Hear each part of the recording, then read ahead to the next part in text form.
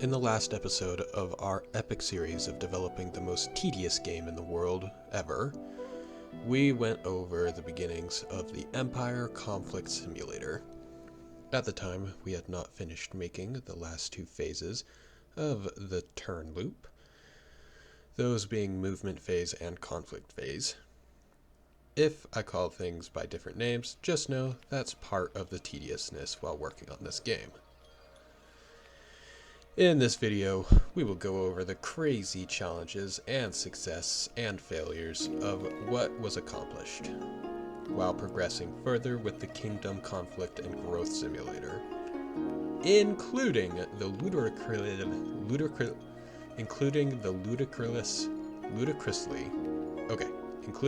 ludicrously inefficient combat phase and the stupidly complicated movement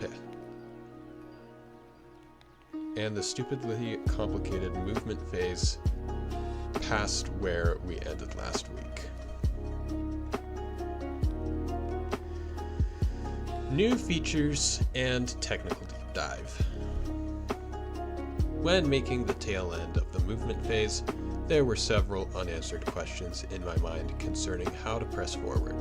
At the time we left off, the script had collected all the necessary information to decide where to move if moving at all.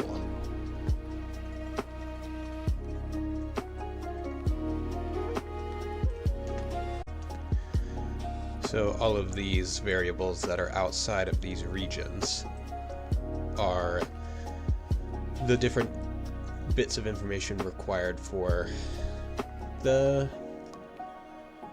algorithm to decide which way it's going to move stuff, or if it's going to move stuff, or if it's going to fight or stay or whatever.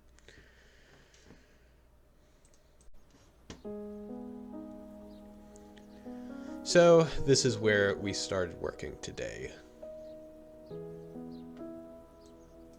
This whole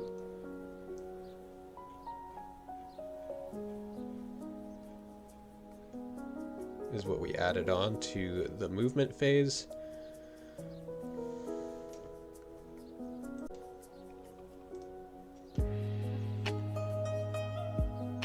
When making the tail end of the movement phase, there were several unanswered questions in my mind concerning how to press forward.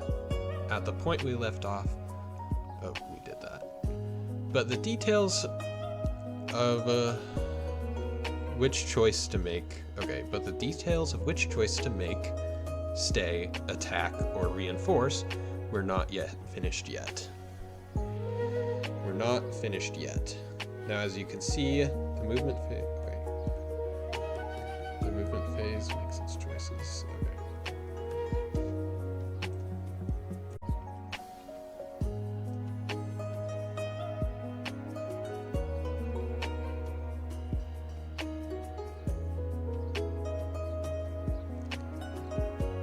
And the other condition being whether or not the need for battle is present.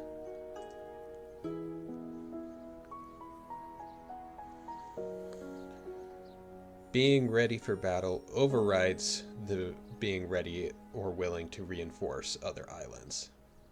How long the island waits to attack and how many troops and boats it sends is dependent on that island's empire's aggressiveness and defensiveness stats.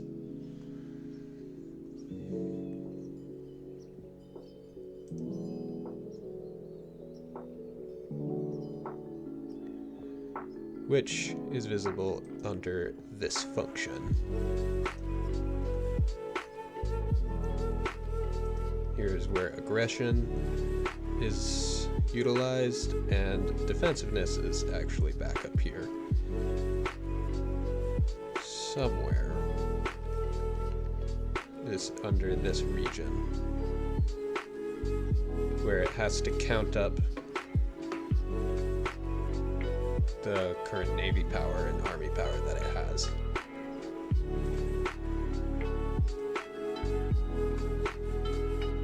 Right here.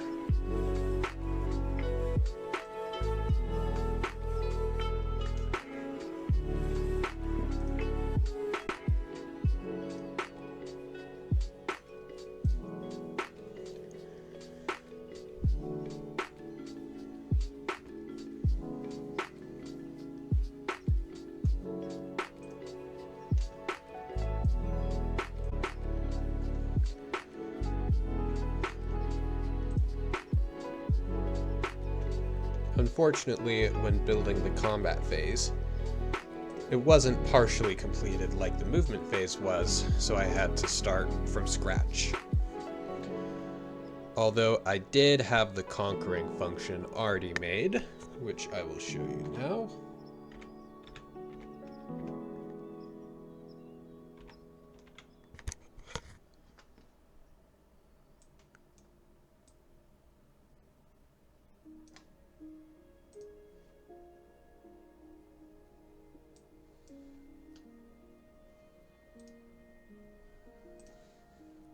This is the conquering island function, and this is the conquering ocean function.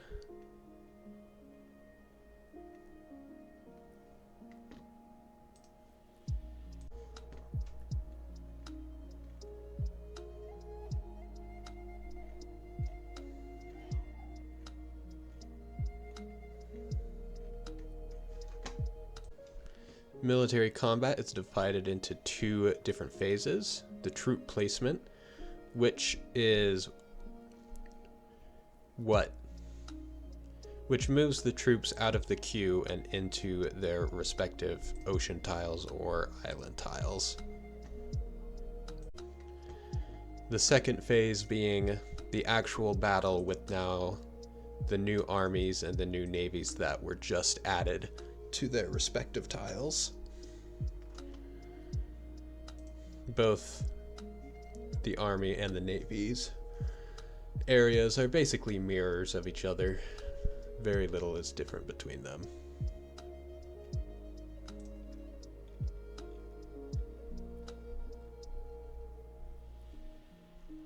And then finally, they determine whether or not the island has actually been conquered yet.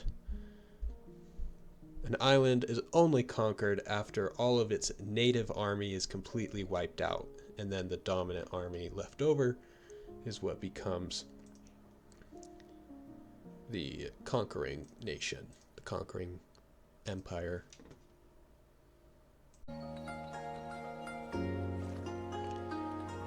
Enough talk. Time for a demonstration of this super refined and powerful tool that has taken 2 weeks to make and uses such comprehensive algorithms to determine optimal outcomes. Yes, this whole time it's been running in the background and it still isn't finished loading. It is extremely slow and it's only been taking 5 turns. But you can see the little plots are starting to extend out, and for some reason the empires kind of like die instantly. But it's finally done.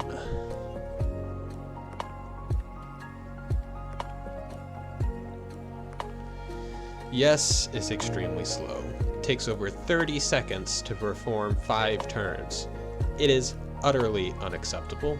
And so I will be doing a minor redesign to make it work with compute shaders so that the GPU can do all the work.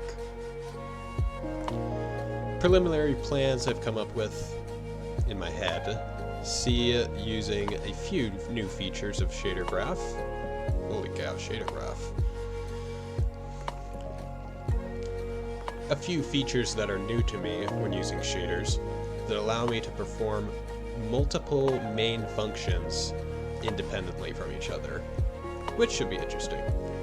For now, I'll be planning out exactly how to make this algorithm compatible with compute shaders. A big limitation will be that I can't have nested structs or lists within structs. Right now, I'm imagining a set of read-write structured buffers for every kingdom, island, ocean, army, and navy, which are these data types down here. Then a separate singular buffer of int2s that contain the coordinates for high conflict areas shared between all the kingdoms using index ranges. I know that's pretty hard to visualize, but I'll give you guys an update next week and hopefully it will be easier to understand. If someone magically has a perfect solution to make this transition easier into compute shaders, or has some way to make what I've made work at a decent speed, I would be eternally grateful if you dropped it in the comment section. Or if you feel like consoling me in my grief for all this wasted effort, I also have a Patreon where some money might ease my suffering slightly. Thanks for watching. Goodbye.